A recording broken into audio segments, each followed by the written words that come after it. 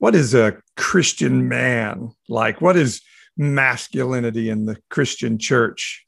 It's come to mean patriotic, gun-carrying John Wayne kind of a guy. But is that truly who Jesus demonstrated for us to be? Thanks for joining this podcast today. My friend Bob Prater joins us, and we're going to talk about some toxic masculinity in the church and how should Christians respond when we're seeing our Black neighbors being mistreated by police officers and things going on in the George Floyd trial in Minnesota and such. Maybe our response isn't really good right now. Bob and I choose some of those issues over, and let me apologize ahead of time. There's a little bit of language in this. In fact, I'm going to drop a couple of F-bombs out of the passion of my heart, and I hope you'll not hear that as me sinning as much as me just having a passion that I couldn't hold back anymore. I thought about cutting it out. I thought, no, I want people to see how much this means to me. Bob is one of my really good friends, if not my best friend in the world. And we're walking this journey of seeing Christianity in a new way together. And as always, I think you're going to love hearing his perspective of what's going on in the world out there. So join us now for this nonpartisan evangelical podcast from pastor-paul.com. For those willing to listen, learn, and have eyes to see and ears to hear, this is the Nonpartisan Evangelical, where we're challenging the mindset of right-wing Christianity and encouraging people to have their minds renewed and hearts transformed. Let's have better conversations about the life modeled in the Bible so we can truly tell the world God is not mad at you. This is the Nonpartisan Evangelical Podcast at npepodcast.com. All right, everybody. I'm hanging out with a dangerous and scary man today. What? My partner in crime, Bob Prater, joins me today. We haven't done a podcast for a while, man. We can't go this long between podcasts. It feels like 5 years in between podcasts. And seriously, that's got to end. Yeah.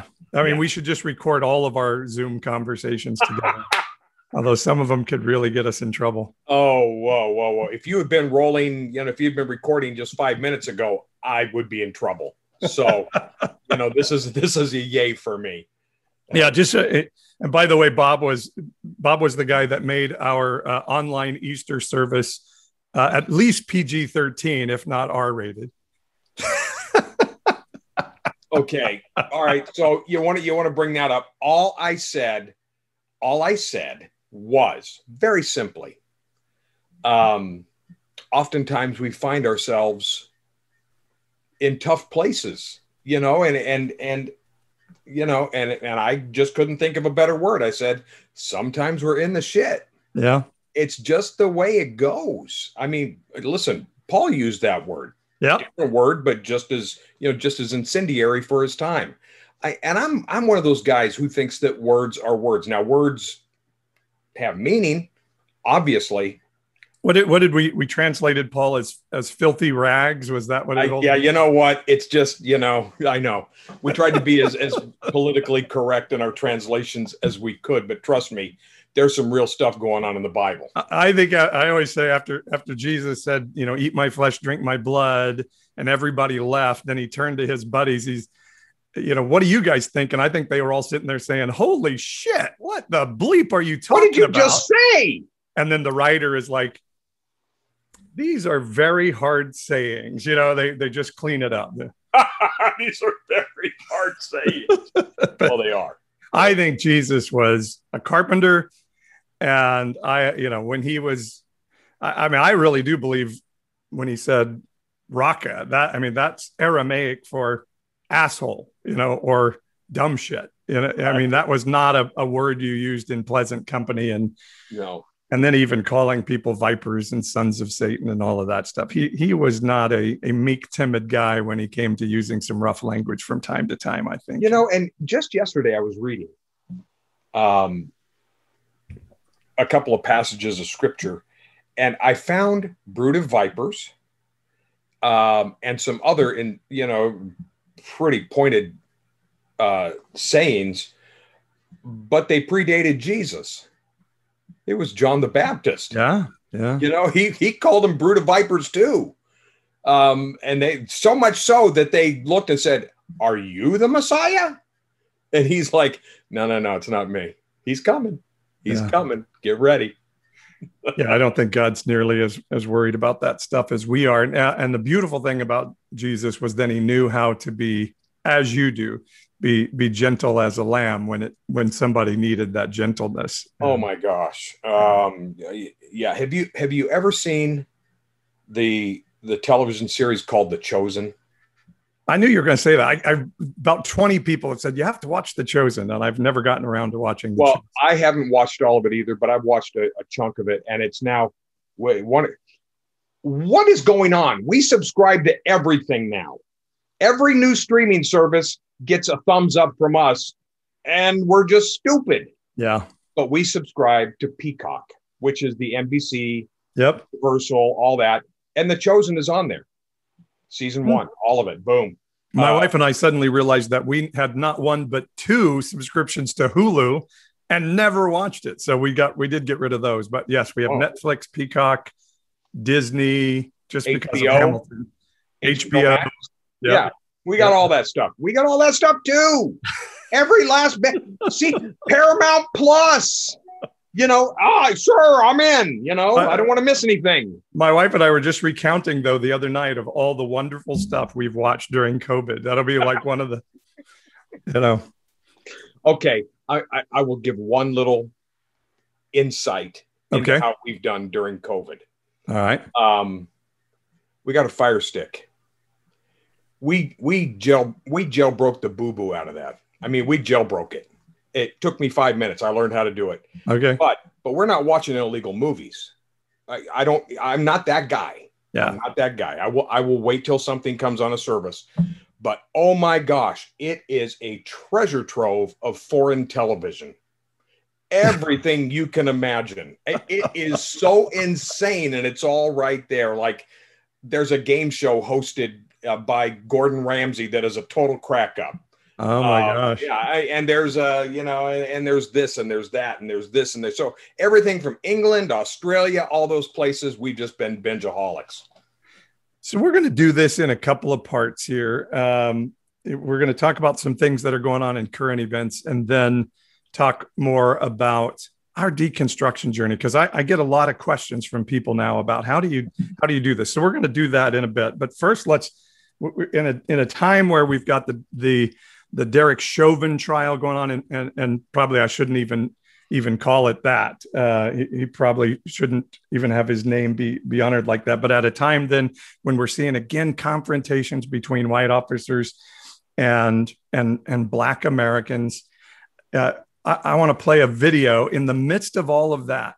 We have this guy. I don't know. You can say his name if you want. I don't even want to give him pub, but it's a pastor of a church teaching in another church I think it was in Oregon, or he's from Oregon. You may know better than me, Bob, but listen to this shit in the middle of all the stuff that's going on in culture.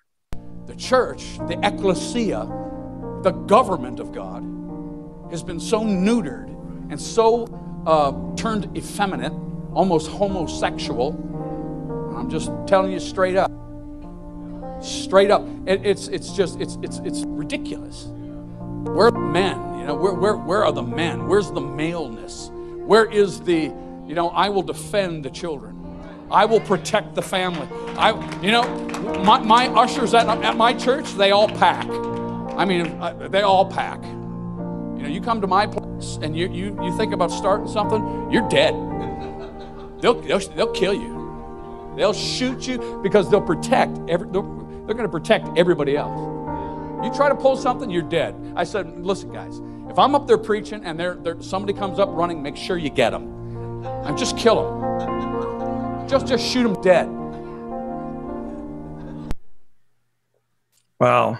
Look what was on the screen behind him. They're having a conference called REIGN, REIGN. Yeah, good point. So his version of ruling and reigning is far different than the way that I see it. How do you see it?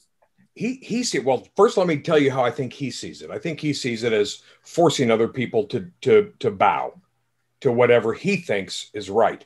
This guy's a nut job of the highest order.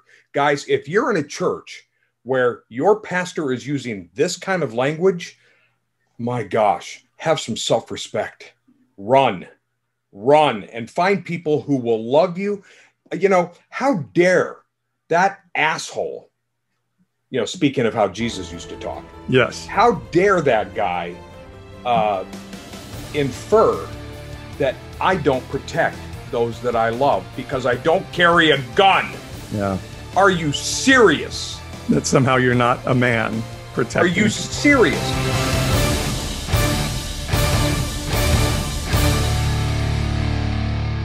Thanks for letting me interrupt this podcast with Bob. I hope you're really enjoying our conversation as much as we enjoyed having it to bring it to you.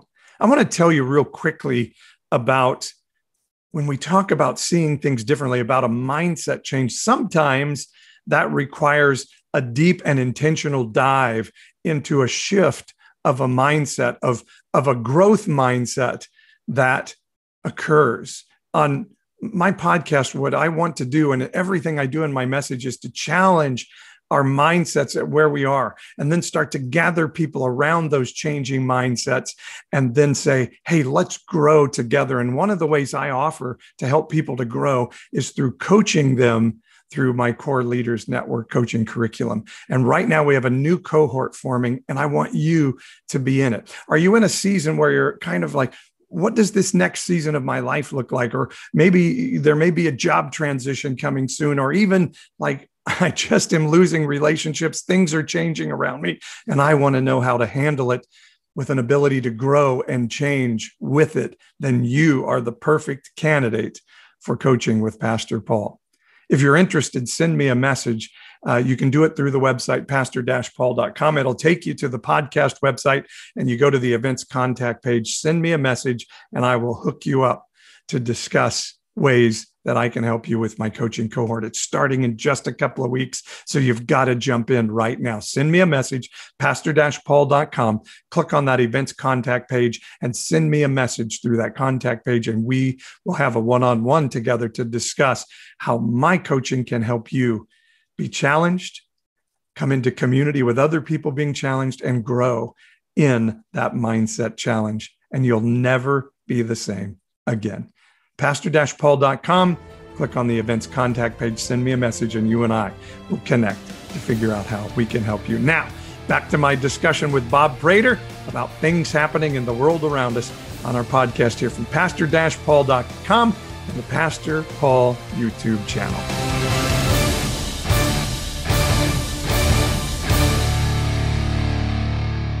You know, how dare that asshole, you know, speaking of how Jesus used to talk. Yes. How dare that guy infer that I don't protect those that I love because I don't carry a gun? Yeah. Are you serious? That somehow you're not a man protecting Are you people. serious? And there's part of me, there's a real macho side to me, Paul. You know it a little bit. Yeah. I mean, there is. I played basketball for a million years. You know, I was an athlete. I was a tough guy. I was always I broke a guy's arm once, arm wrestling. You drop an FU on me every once in a while. I do. With the deepest of love, though. And there's part of me that just wants to beat that guy to a pulp. Yeah. But that's not the answer. That's not the answer. We've got to shine a light on that kind of nonsense. This is a guy who is spewing nonsense in order to find relevance. You follow me? Yeah. There's a lot of people spewing crazy to try to be relevant. Now wait. Now you called him a nutball, and my question is he a nutball, or is he an exemplary of an example of what we're seeing in evangelical churches on a more broad spectrum, or is he just a one-off that we can write off as a nutball? Well, he's not a one-off. No, but he is a nutball. He's not a one-off, unfortunately, but he is a nutball. I mean, stuff started to shift within the church. I mean, there's always been this toxic masculine thing that happens within the four walls of a church. It's just how it is. I mean, my gosh, go to the Southern Baptist Convention. Women aren't even allowed to stand up and preach, let alone be pastors. Now, I came from a tradition, the Four Square Church, where it was started by a woman, Amy Semple McPherson. Yeah. And so there was always a real, and as a matter of fact, they just voted in a new president. There were only 2 candidates at the end, and one of them was a woman. The president of their Bible college is a woman. Now, I love that. That to me is honoring. That to me is figuring out that different people have gifts. But this guy is leading people down a path, just like John Eldredge did when Wild at Heart was released and became. God, I hate that book. I bleeping hate Wild at Heart. I hated it the first time somebody gave it to me and said, every man in this church needs to read this book. I hate that book. And I think there's nothing Christ-like about it. I was in a small home group at that point. I wasn't the leader when that book came out. And the leader, through the church, bought copies. And we were going to do a book study, 8 weeks or something on it. Tell people what it was about briefly. Well, Wild at Heart is about men being men. You know, it's the home improvement. Tim Taylor, was that the dude's name? Yeah, Tim. Yeah, something Tim like the that. Toolman Taylor. You know, I am a man. And John Eldredge talks about we have this need to go hunt. We have this need to go. You know, men and women. Now, listen. Granted, men and women are different. He ain't lying. Men and women are different. I mean, and I'm really, really glad about that. I'm really glad about that. But he's inferring that you're not a real man unless you do the things that Jeff Jansen was just saying. Carry a gun, be macho. Don't just be the protector, but be the loud protector. Yeah. Be the obnoxious protector.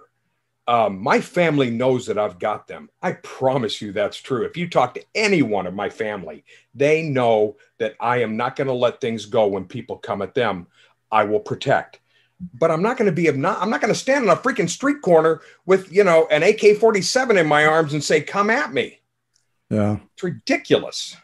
And to infer that, you know, some of our Mennonite friends or other friends who would say, I would never use violence against another human being, period, are somehow effeminate. And of course, he goes to homosexual as if that's like the worst possible thing anybody could be, using, you know, homophobic language that's so prevalent in the church. But to say that our pacifist friends who through history have stood against tyrants without a weapon in their hand, willing to die for others, are somehow not men? Fuck you. No kidding. Excuse my language, but fuck you for that mindset. And I would sorry, everybody. I would be. You just dropped a big bomb, and you kind of dropped it in season and in inappropriateness. Yeah. So, but here's the thing: I would be remiss if I didn't say that you know, I'm familiar with Jeff Jansen a little bit. Okay, but, and that's the guy we just saw in the video. Yeah, Jeff Jansen. I mean, that's a dude's name. He's a pretty famous guy. He's a self-proclaimed prophet. He runs in circles that you and I used to run in, Paul. Trump follower. Huge. He's one of his latest books is about Trump, and Trump being God's guy. So here's the thing: the people we used to run with, Paul, and for those of you that don't know, Paul and I have been entrenched in a charismatic movement for most of our adult lives. Yeah. But when I read the names of people that have endorsed his books, it reads like a who's who of people we used to follow, like Bill Johnson, Chris Valentin, Joshua Mills, on and on, Sid Roth, on and on and on. And not only are these people we know, these are people we've hung out with. This stuff is permeating all of it. Yeah. The entire church is at risk from that garbage. And so let me say this again. If you find yourself in a church where those types of words are being spoken and people are kind of whispering and laughing, get out. Get out. God, don't even, you don't owe anybody anything. Step away and find a place where you are valued and where your heart is valued. Yeah. And I don't know, I'm not going to say it's sin to have security teams with weapons. So when I was senior leader of a church, I was constantly pulled into meetings where this was talked about, and they would literally say, you're sinning if you're not having armed security in your church, because it's not an if, it's a when a gunman comes into your church. And the amazing thing to me, and I used to ask questions like this, and I'll put it into current context. How is it that God can save us from a virus so we don't need to wear a mask, but he can't save us from a gun? So I have to have a gun. I mean, I think this is so entrenched in faux masculinity, FAUX masculinity. We want to be the big, you know what, on the block. Mm-hmm. And not based in Christianity. And again, I'm not saying having a well-trained security team, I don't have a problem with it, and maybe even armed if you feel that's what you need to do to protect. But to act like this is what Christian masculinity is, when Jesus, I mean, it couldn't be more. They take the one verse, he says, 2 swords, one verse. And then, of course, it's not just a few verses prior that he's saying, live by the sword, die by the sword, brothers, or after. And saying, if somebody smacks you on the cheek, you give them the other one. If somebody forces you to go a mile, you go 2. Somebody's going to sue you for your cloak, you give them your tunic. That doesn't sound like this guy to me. I don't. He doesn't sound very Christ-like, which is the definition of Christian. It is the definition of Christian, but here's the thing. We see a different version of Jesus. Yeah. When he's in the garden and the soldiers have come to take him, and Peter draws his sword. Yeah.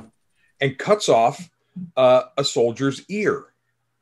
Jesus reaches down and heals the man immediately, puts the ear back on and heals him. So there's hope in that story. There's hope in that story. Yeah. Some Christians are crazy, like Peter, like Jeff Jansen. There are some crazy people out there. And Jesus is here to even heal us from his own followers. Yeah. Like Peter. I mean, Peter was a man who really went after it. He really did. He loved Jesus, but so much so that he was willing to draw a sword. This is crazy. And isn't it true, Bob, that all the guys around Jesus believed that was who he was? They believed he was going to be a military conqueror of government. Yeah. Until the day he flew into the sky and disappeared. Even on that day, they said, is today the day, Jesus? Is today the day you're going to take over and put us in charge? And that's the American church now. They're saying, today, Jesus, is today the day you're going to put us in charge of America so that God's plan on earth can succeed. We got people running around, and I know you don't name a lot of names, but let me. We got people running around like Lance Wallnau and Johnny Enlow, telling people that that's how it's supposed to be. We're supposed to be in charge. Are you serious with this 7 Mountain BS? It's not in the Bible, and it's not in the character of God. Jesus came and he changed the entire game through kenosis, which is the emptying until the last drop is gone. I mean, he laid his life down for humanity. That's how he took authority. He didn't do it by rising through the ranks and going, aha, I'm the boss now. I'm so sick of this toxicity that has come into the church. Yeah. By the way, if anybody wants a great book on this, I did an interview probably about a year ago with a woman named Kristen Dumais, a book called Jesus and John Wayne, and a wonderful book about how the church would take John Wayne over Jesus in a second. And it's a great one. But I think where we look so tone deaf in this, and again, ultimately why I'm angry about this is it's oppressive to people, but also it's damaging to the message that we're trying to share with people of of Jesus and the Bible. And where we look so tone deaf is this is happening right in the middle of the Derek Chauvin trial, the officer who, I'm going to say it, murdered George Floyd. He did. And then we have this Donta Wright moment, right? That's in Minnesota, right? Am I wrong? I mean, that happened in Minnesota. And we've got this lieutenant who was, Virginia, a lieutenant in the Army or Marines or Air Force, or he was a serviceman, an officer, right? Pulled out of his vehicle and forced onto the ground. And all he's saying is, "What is this?" Yeah. And he was stopped for not having a license plate, but having a temporary sticker in the back window. Yeah. Well, yeah, I wouldn't have been stopped for that. And you wouldn't have been. Yeah. And he says, "I'm afraid to get out." And the officer says, "You should be." I mean, who are we? He said, "You should be." Yeah. Yeah. Who have we? He was in fatigues. He had the patch on. I mean, you could tell this guy's in the service. He's serving our nation. Yeah. But let's throw him on the ground and treat him like a piece of garbage. Doing everything. He's got his hands out the window. But video. Listen to me. I sat with a sheriff's officer just a couple of years ago. And I will tell you this, he was a racist, a complete racist. And he was kind of being forced to sit with me. He didn't like it. He didn't like it. But he said that they are taught to aggressively contain a situation. And if that means escalation of a voice or escalation of physicality, they had to do what they had to do. Now, unfortunately, he was also taught on his first day at the sheriff's department. He said he learned something very important. And I said, "Well, really, what's that?" And he said, "It's always the black guy. Always the black guy." It's a sheriff's officer. Sheriff's officer in California said, "It's always the black guy." And he told me a story about how he had a description of a robbery suspect, was supposed to be driving a red pickup. He saw a black guy driving a green pickup in the area and pulled him over and put him on the ground. And I said, "Why would you do that?" And he said, "Maybe they got the color of the truck wrong, because it's always the black guy." Bob, you got to understand, it's always the black guy. And the church is complicit in it. And one thing I heard from an officer here in Fresno, where I lived, is the officers are told your number one job every day is get home alive. Now, hear me. I respect what police officers do. You go to work every day and there's a chance you will not come home. That is your job. But to me, if the goal is come home alive, I mean, shouldn't the goal be make sure everybody gets home alive? And if you, the one who's been given the authority to carry a gun and have the choice of life and death, and if you have the choice to lay down your life, like the officer that got shot in the school shooting the other day, I loved his comment. He's like, "I'm so happy it was me that got shot and not somebody else," And to me, shouldn't that be the heart of every police officer? Well, I think it is the heart of most. I really do. Yeah, I do. I think most would say what that officer said, and most of them take seriously to protect and serve. Yeah, they do. Some have it trained out of them, though, I think. But there are some bad apples. I mean, there just are, and I love what Chris Rock says. There are some occupations where a bad apple cannot be allowed ever.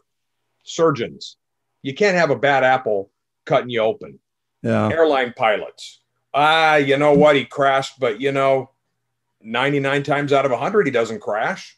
Yeah. They have to be perfect every time. And law enforcement needs to be perfect. And I really think that there are some answers. I sit on a sheriff's commission. I sit on the commission here of concerned citizens in Kern County. And our sheriff's department has a terrible reputation. We led the nation several years ago in shootings by law enforcement. Per capita for large cities. It just, we're a shoot first, ask questions later, old Wild West town. The final gunfight of the Old West took place in Bakersfield. Oh, wow. The final one. And so there's like this pride in the way that we do things. But there has to be better answers. somebody has to, and the way that we train, the way that we hire, and I know that there's already stringent things in place, but I like, Eugene, Oregon years ago began sending out mental health professionals on police calls. Yeah. They cut their police force down and hired mental health professionals. Yeah. And so, and I think that would help the officers. My gosh, going to a domestic dispute and you've got a trained therapist with you. Okay. Tell me the downside of that. I don't know why we're not doing that in every city in America. And I think it goes to, like, if you watch that video in Virginia, I don't know if I thought the other officer had a look on his face like, this is not good. Terror. It was terror. And so we need to teach those officers, like, you have to do something. The guys that were standing around Derek Chauvin should never have allowed that to happen. But is there some code of silence? And when we're talking about a pastor like Jansen here, I think it's what we're trying to do. That this idea of honoring one another and unity has kept our mouths shut for a long time. And maybe in some circles we'd be like, guys, are we sure this is okay? And it's time to say, this is not okay. And when we see things that are not okay, to call it out and start to speak this other message of Jesus kenosis, like you said, that Jesus said, the way you change culture is by serving it and dying for it, not by overpowering it. Exactly. And what if that was our message? And you're so right. I didn't even notice the rain thing on the screens, but now that you've mentioned it, that's all I'm ever going to see. Right. He just wants that. That's how they see ruling and reigning. I mean, they see it as a domination type of a thing rather than a servant. Jesus was a servant king. I like that about him. Yeah. And you bring up that officer in the Virginia shooting or the Virginia arrest that had the look on his face like, oh God, what's happening? Take a look at that video with Jeff Jansen again and look at the piano player behind him who's playing. The piano player is playing those emotion chords. Yeah. You get people like, oh, this is the heavy moment in the service. And it's a trained thing that we do to manipulate people. They're playing those chords and you can see the deer in headlight while they're going, oh God, what is he saying? I mean, I enjoyed that part. Yeah. And listen, we say these things and we come at these things pretty hard. Yeah. But I'll be the first person to say I don't have all the answers here. I mean, I think I have different answers, but I certainly don't have all the answers. And I don't know the hearts of men. My gosh, guys, I don't even know my own heart sometimes, most of the time. But I do know that we are lost. Yeah. We are lost. I think the Bible's clear. I can't judge that pastor. No. But I can judge what comes out of his mouth. Sure you can. And I judge it as being the absolute opposite, that what needs to be coming out of the mouth of the church today. And what does the Bible say? Out of the heart, the mouth speaks. And I think the heart of American evangelicalism, not every American evangelical, mind you, not every American evangelical church, but the heart of American evangelicalism as a whole, the spirit, the mindset has rotted somewhat because of our partnership with some really dark and not good things. And maybe even our partnership with some good things that have become rotten in the basket. And that's what we have to call out, because I think it has to change before things can change. And I think you're right. And it's not, proximity. Well, first of all, power is corrupting, but just as corrupting as proximity to power. Boy, we love having famous friends, don't we? We love having powerful friends because it's like we have power. And this is nothing but a power grab by the church, pure and simple. And we were never called to grab power that way, regardless of what Wallnow and Enlow say. We were never called to grab power.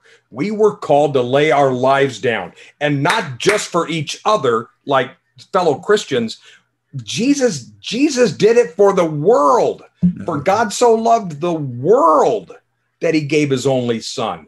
And then he goes on to say in verse 17, for God did not send his son into the world to condemn the world, but that the world through him might be saved. The whole world. And that opens up a can of theological worms too for a lot of people. Yep. But he's talking about the whole world. He's not talking about America. He's not only talking about the chosen. He's not only talking about the church. He's talking about my friend Ahmad, my Muslim friend. He's talking about Black people. He's talking about people who live in the jungle who have never even heard of Jesus. He's talking about the world. The end. Preach. Sorry, didn't mean preach. And by the way, that word saved, I have to point this out every time in John 3:17, Right. doesn't mean that everyone would pray a sinner's prayer and go to heaven one day. It's that everyone in the world would be reconciled to wholeness, body, mind, and soul.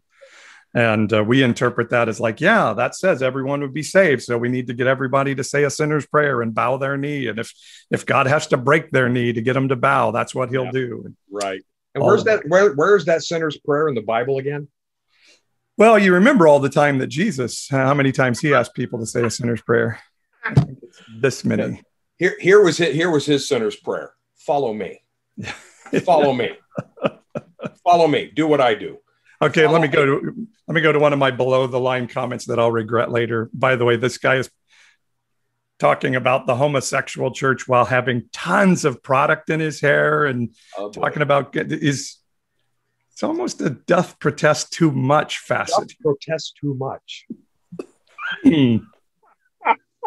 Sorry. Well, listen, we'll edit that out. Well, yeah, but we're both old enough to realize that there is a pattern to things like that happen. I'll never forget after Jim Baker's scandal, I was with a dear friend of mine, a guy I was in ministry with, and I said, I can't believe that happened. I said, but I guess I can. I said, who will never see that happen to? And he said, who's that? And I said, Jimmy Swaggart. I said, that dude is so in the pocket.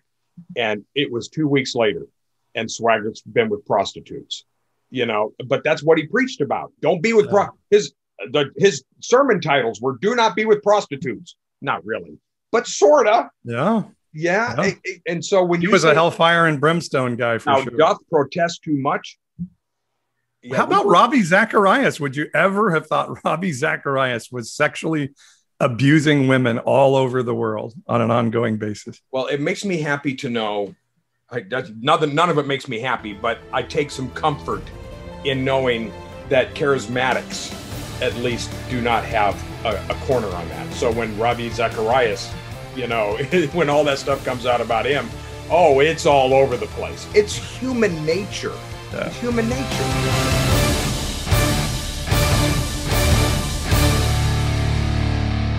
Okay, we're not done. We're not done in our discussion with Bob. For those of you in our Patreon community, you get a special time of me talking to Bob. We're going to talk about our personal deconstruction journeys, and you are not going to want to miss how Bob had some life moments, some really traumatic ones that he was healed of that have led to his deconstruction journey to be a really profitable one for him. You're not going to want to miss this story. And to hear it, you have to be a part of our nonpartisan evangelical Patreon community. So go to patreon.com/NPE podcast, Patreon, patreon.com/NPE podcast. That's nonpartisan evangelical podcast. Patreon.com/NPE podcast. And you'll be able to hear Bob and I talk about our deconstruction journey and compare how your journey is going as you say, how do I continue to have faith, even though I've had to move away from some of the things I've known in my religious life? You're not going to want to miss it. Patreon.com/NPE podcast. Join our Patreon community for all its subscription benefits and be a part of helping to support this message to challenge, bring people together, and grow in the mindset shift that's happening in the world and in the church right now. Join us over there at patreon.com/NPE podcast and hear Bob and I talk deconstruction. We'll see you there.